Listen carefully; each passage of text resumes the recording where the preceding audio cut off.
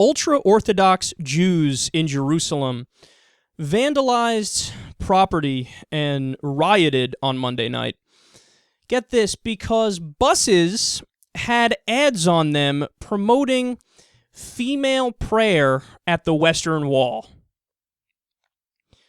So what exactly did they do? Well, they threw rocks, stay classy, slashed tires, how very teenage of you, and defaced the ads, because clearly we need to stand up for morality here. So throw rocks, fuck shit up, and destroy the ads. Slash some tires along the way, because they're the moral people, clearly. I can never get over the irony of that, like when people do honor killings. I killed my 16-year-old daughter for kissing a boy because of morality. You are the epitome of immorality, you dumb fuckhead. Do you not get it that when you're that selfish that you kill somebody because you think your honor maybe not has been affected by their fucking actions, you're the problem. You're the unethical one. You're the immoral one. By the same token, oh, we hate women praying at the wall so much that we're going to slash tires and fuck shit up because we know we're so right. How arrogant. They're so convinced they're right that they're breaking shit. Even if somebody casually held that opinion, it's still grotesque and disgusting and ridiculous. But when they think they're right enough to the point where they're going to slash tires and throw rocks, we're dealing with some genuinely idiotic people here. Don't give me this nonsense about how, well, it's their religious beliefs and you got to respect their religious beliefs because we have to be tolerant of people. Blah, blah, blah, blah. Fuck that. If you're a person who wants to keep women down quite literally as second-class citizens. You can't go to the wall, that's only for men. You can't pray like that, that's only for men. You're a fucking child. You belong in the year 1232. You may as well be at the Salem witch trials burning somebody at the stake. That's the kind of pathetic irrationality that we're talking about.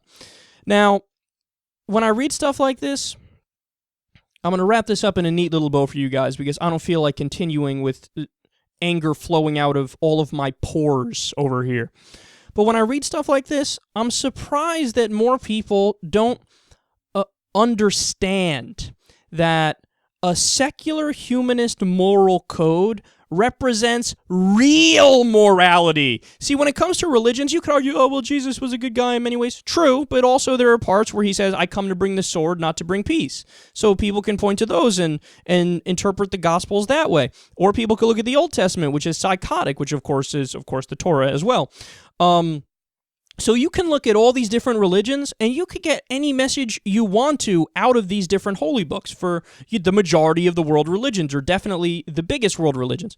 So that's fucking dangerous. That's dangerous. Because you're saying, I have all knowledge, we are all knowing, we are totally right, we're doing what God wants us to do, and that is fill in the blank with whatever kind of nonsense you already believe, whether it's bigotry and racism and intolerance or even a message of kindness and fairness. Why not totally get rid of it, nip it in the bud, and get rid of it from the premise that there is some sort of holy book and you're doing God's will? No.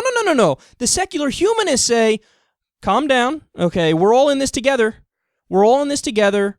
When we die, it's probably, we only have this one chance on this earth. So while we're here, why not be kind to each other, be generous to each other, set up a system where you treat people as you would like to be treated, and it's across the board. See, it's one of the most true things ever said by the new atheists is that usually when societies get more civilized, it's in spite of their religion. Because the further back you go, the more primitive their religions were, and the more barbaric they were, and the more savage they were. So secularism comes along, and our common sense and rationality comes along, and evolution happens, and we start blowing off the parts of the religion that just aren't actually moral and ethical. And here's the best example of it, and the best argument for a secular morality. When you abide by the religious books, and you pick and choose the things that you want, the worst of humanity comes out. And it certainly has the potential to demonstrate the worst of humanity. But if it's a secular morality, no. The secular morality almost always reflects common sense, rationality, logic, and a system that makes perfect sense.